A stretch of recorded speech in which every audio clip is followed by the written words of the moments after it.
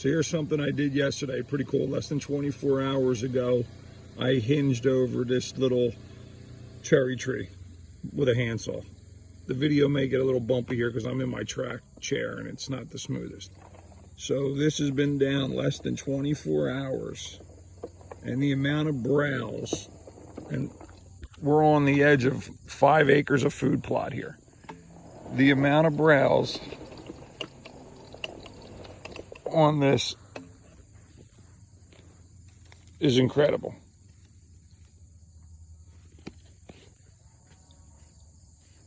I'll try and get closer to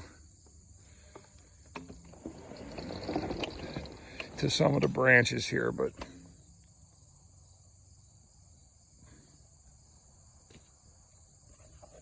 it's even more around the tips here.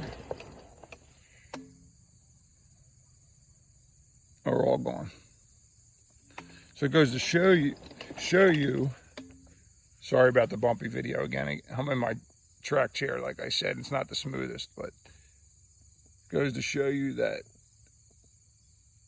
when you bring something down to deer's level to eat what they prefer, and all these tips here are gone. Like I said, I did this less than 24 hours ago.